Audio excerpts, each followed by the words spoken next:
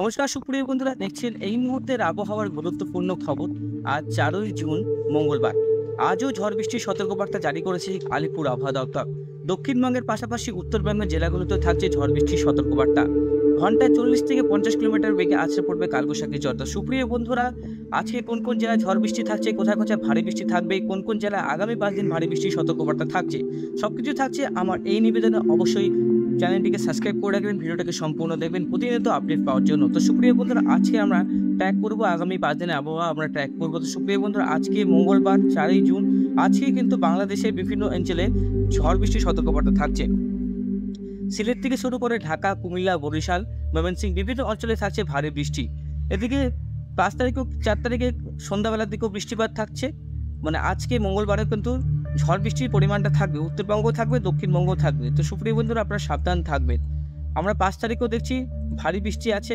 আর একটা আপডেট আপনাদেরকে, বর্ষা কিন্তু উত্তরবঙ্গের মধ্যে রয়েছে, এখনও কিন্তু দক্ষিণবঙ্গের প্রবেশ করেনি, আটকে রয়েছে বর্ষা। একটা ঘূর্ণবর্ত রয়েছে, এর প্রভাবে কিন্তু বর্ষা এখনও ভাবে প্রবেশ করেনি দক্ষিণবঙ্গে। বর্ষা প্রবেশ করতে করতে পরের সপ্তাহের মধ্যে কিন্তু বর্ষা প্রবেশ করার একটা সম্ভাবনা আবহাওয়াবিদরা দেখতে পাচ্ছে, আমরাও দেখতে পাচ্ছি। বৃষ্টিপাত কিন্তু চলবে। আমি আবার আপনাদেরকে বলে রাখি, বৃষ্টিপাত লাগাতারভাবে চলবে উত্তরবঙ্গের জেলাগুলোতে, আলিপুরদুয়ার, রংপুর। এদিকে আমরা আগামী 5 তারিখেও দেখছি বৃষ্টিপাত আছে দক্ষিণে, বাংলাদেশের সিলেটে। 6 তারিখেও বৃষ্টিপাত আছে, দক্ষিণে মূলত কম। দক্ষিণে বিক্ষিপ্তভাবে ঝড় বৃষ্টি চলবে, জেলায় জেলায় বৃষ্টিপাতটা চলবে। 6 তারিখ 7 তারিখে উত্তরবঙ্গে বৃষ্টির পরিমাণটা বেশি থাকবে। বাংলাদেশের উত্তর বিভাগে বৃষ্টির পরিমাণটা বেশি থাকবে, দক্ষিণে মূলত কম। এদিকে 8 তারিখ আমরা দেখতে পাচ্ছি বৃষ্টিপাতটা কিন্তু থাকবে উত্তরবঙ্গের দিকে, বৃষ্টিপাতটা থাকবে আসাম, মেঘালয়, মণিপুর দিকে বৃষ্টিপাতটা থাকবে।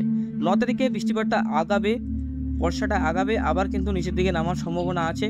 তো সুপ্রিয় বন্ধুরা, 10 তারিখেও কিন্তু বৃষ্টিপাত আছে, 9 তারিখ 10 তারিখেও বৃষ্টিপাত আছে উত্তরবঙ্গের জেলাগুলোতে। পরিমাণটা কিন্তু এদিকে আপনার লালমনিরহাট, ধুবড়ি, গোয়ালপাড়া, বোকো, গুয়াহাটি বিভিন্ন অঞ্চলেই আপনার ঝড় বৃষ্টির সতর্কবার্তা থাকছে। আজ ভোট গণনার দিন। আজ কিন্তু একটা বিশাল, আমাদের দেশের প্রাইম মিনিস্টার নির্বাচন হচ্ছে, কে আমাদের ভারতবর্ষের প্রধানমন্ত্রী হবে আগামী 5 বছরের জন্য।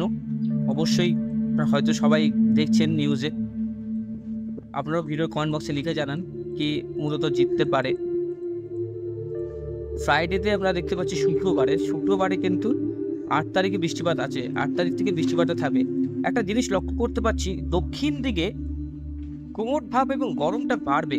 চলুন আমরা একবার দেখে নিই আমার যেটা ট্র্যাক, আমার যে সম্ভাবনা মনে হচ্ছে দক্ষিণ দিকে আবার কিন্তু 40-এর পারদ ছুঁতে পারে তাপমাত্রা। আমি একটা অ্যালার্ট দিচ্ছি আপনাদেরকে, দক্ষিণে 40-এর পার করতে পারে, যেহেতু দক্ষিণে সেভাবে বৃষ্টিপাত আমরা মূলত দেখতে পাচ্ছি না। চলুন আমরা একবার টেম্পারেচারটা দেখে নিই। আমরা দেখতে পাচ্ছি 5 তারিখ থেকে তাপমাত্রাটা আস্তে আস্তে বাড়া শুরু করবে। সেটা কিন্তু আমি আপনাদেরকে 36-37-এ পৌঁছে যাচ্ছে তাপমাত্রা। সেটা আমি যদি 7 তারিখে দেখি তো 37 ডিগ্রি। পশ্চিমের জেলাগুলোতে থাকছে তাপপ্রবাহ সতর্কবার্তা, সাবধান সুপ্রিয় বন্ধুরা। দক্ষিণে কিন্তু তাপপ্রবাহ, যেটা আমি আপনাদেরকে বলে যাচ্ছি, 37 ডিগ্রি। কিছু কিছু জেলায় 40-45 ডিগ্রি ছুঁয়ে যাবে তাপমাত্রা। দুর্গাপুরে 44, বাঁকুড়াতে 44, ধানবাদে 45, পুরুলিয়া 44, বর্ধমানে 40, আরামবাগে 40, চন্দননগর 37, এদিকে কোলাঘাট, খড়গপুরে 40। তাহলে বুঝতে পারছেন তাপমাত্রা কিন্তু আবার ঊর্ধ্বমুখী। দক্ষিণবঙ্গে আবার কিন্তু তাপপ্রবাহের সতর্কবার্তা থাকছে।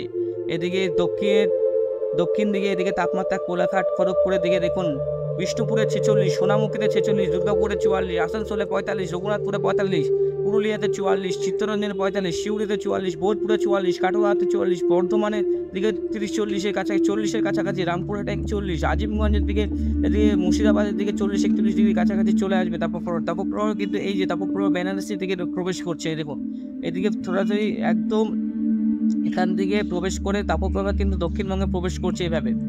তো বুঝতে পারছেন বৃষ্টিপাত না হলে কিন্তু তাপপ্রবাহ আরও চলবে। এদিকে আমরা 10 তারিখে দেখতে পাচ্ছি কলকাতায় 38 ডিগ্রি কাছাকাছি।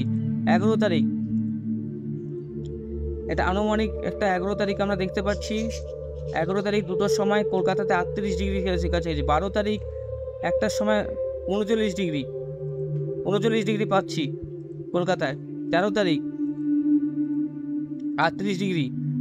দক্ষিণে কিন্তু আবারও কিন্তু 40-45 ডিগ্রি ছুঁয়ে যাবে পশ্চিমে যে জেলাগুলো আছে। বন্ধুরা যেখান থেকে দেখছেন অবশ্যই ভিডিও কমেন্ট বক্সে লিখে জানান আপনাদের ওখানে মানে আবহাওয়ার পরিস্থিতি কেমন আছে। এদিকে আমরা স্যাটেলাইট চিত্রে চলে যাবো, দেখে নেবো এখনকার আবহাওয়ার পরিস্থিতি কেমন। দেখে নিচ্ছি, একবার মিলিয়ে নেবো আপনাদের এখানে। দেখি পুরোপুরি পশ্চিমবঙ্গ পরিষ্কার আছে, উত্তরবঙ্গের দিকে আলিপুর, কোচবিহার, গুয়াহাটির দিকে মেঘলা আকাশ, বৃষ্টিপাত কোনো জায়গায় হচ্ছে না। রংপুরের দিকে বৃষ্টিপাত হচ্ছে, এদিকে রংপুরের কাছাকাছি। ময়মনসিংহ পরিষ্কার, এদিকে চট্টগ্রাম দিকে মেঘলা আকাশ। তো সুপ্রিয় বন্ধুরা, এখন কিন্তু ভারতবর্ষ প্রায় পরিষ্কার, সেভাবে কিন্তু বৃষ্টিপাত হচ্ছে না।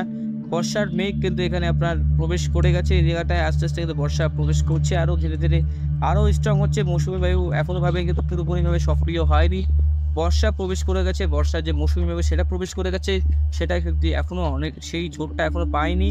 কিন্তু দক্ষিণবঙ্গে এখনও পর্যন্ত বর্ষা কিন্তু ঢুকেনি, উত্তরবঙ্গে বর্ষা কিন্তু আটকে রয়েছে। আবার একটা আপডেট, দক্ষিণবঙ্গে বাড়বে তাপমাত্রা, বর্ষা কিন্তু দক্ষিণবঙ্গে প্রবেশ করতে দেরি করবে।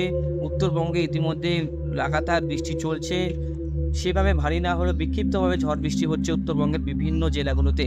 সঙ্গে দক্ষিণের জেলাগুলোতে সম্ভাবনা আছে আজ এবং কাল। সাবধান থাকবেন, সতর্ক থাকবেন। বজ্রবিদ্যুৎ থেকে বাঁচার জন্য যেটা উপায়, যখন আপনারা খোলা জায়গায় থাকছেন অবশ্যই কিন্তু একটা ভারী ছাদের নিচে থাকবেন, যেখানে কংক্রিট জাতীয় ছাদে থাকবেন, গাছের নিচে থাকবেন না, সেটা কিন্তু আরও রিস্ক। বন্ধুরা একটু সাবধান থাকবেন। একবার আমরা তাপের যে প্রভাব আছে সেটা একবার দেখে নেব, কোথায় কোথায় তাপ থাকতে পারে এক্সট্রিম ফরকাস্টে। আমরা 7 তারিখে দেখছি দক্ষিণবঙ্গের দিকে, দেখুন এই পাশের দিকে আস্তে আস্তে কিন্তু তাপমাত্রাটা বাড়বে। 38 অঞ্চলের পশ্চিমের জেলাগুলোতে তাপপ্রবাহ থাকবে, মূলত কলকাতার দিকে একটু কম, এদিকটাই কমই থাকবে, এদিকে ঢাকা কুমিল্লার দিকে তাপপ্রবাহ থাকবে। বৃষ্টিপাত আমরা দেখে নিচ্ছি, বৃষ্টিপাত গোয়ালপাড়া গুয়াহাটির দিকে থাকছে, সেভাবে কিন্তু বৃষ্টিপাত আমরা দেখতে পাচ্ছি না, ভারী বৃষ্টি। আলিপুরদুয়ার কোচবিহারের দিকে কিছু জায়গায় ভারী বৃষ্টি হওয়ার সম্ভাবনা আমরা দেখতে পাচ্ছি। তো বুঝতে পারছেন বন্ধুরা, বৃষ্টিপাত কিন্তু আছে, বজ্রবিদ্যুৎ সহ বৃষ্টিপাত হওয়ার সম্ভাবনা আছে। সাবধান থাকবেন, সতর্ক থাকবেন। আজও কিন্তু বজ্রবিদ্যুৎ সহ বৃষ্টিপাতের সতর্কবার্তা থাকছে। আর স্যাটেলাইট চিত্র দেখালাম, আমরা সমুদ্রের একটু অ্যাক্টিভিটিটা দেখে নেব, ঘূর্ণিঝড় আসার সম্ভাবনা আছে কিনা। আবারও বলে রাখি, ঘূর্ণিঝড় আসার সম্ভাবনাটা অতি বিরল। দেখুন ঘূর্ণিঝড় সমুদ্রে কিন্তু প্রবল একটা হাওয়া এবং ঘূর্ণিঝড়ের সম্ভাবনা আমরা দেখতে পাচ্ছি। বঙ্গোপসাগরে ফিশারম্যানদের জন্য একটা অ্যালার্ট থাকতে পারে। দেখুন এখানে কিন্তু একটা তৈরি হচ্ছে নিম্নচাপ, সেখান থেকে কিন্তু ঘূর্ণিঝড় আসার সম্ভাবনা আছে। আপনারা একটু সাবধান থাকবেন, সতর্ক থাকবেন। আজকে কিন্তু ঝড় বৃষ্টি হতে পারে দক্ষিণবঙ্গে এবং উত্তরবঙ্গের বেশ কিছু জেলাতে। সাবধান থাকবেন, আবারও বলছি সাবধান থাকবেন, সতর্ক থাকবেন। দেখুন এই বৃষ্টিটা কিন্তু আবারও আসতে পারে, একটু লেটের দিকে বিকালের দিকে হওয়ার সম্ভাবনা আছে। রংপুরের দিকে আজকে অতি ভারী বৃষ্টির সতর্কবার্তা থাকছে। বন্ধুরা সাবধান থাকবেন, সতর্ক থাকবেন, নিরাপদ থাকবেন, সুস্থ থাকবেন, ভালো থাকবেন। আজকের মতন এখানে সমাপ্ত করছি। ছোট ছোট আপডেট দিচ্ছি, বেশি বড় করছি না, সবার কাছে সময় কম, একটু টাইম করে দেখবেন বন্ধুরা। ভালো থাকবেন, সুস্থ থাকবেন। আজকের মতন এখানে সমাপ্ত করছি।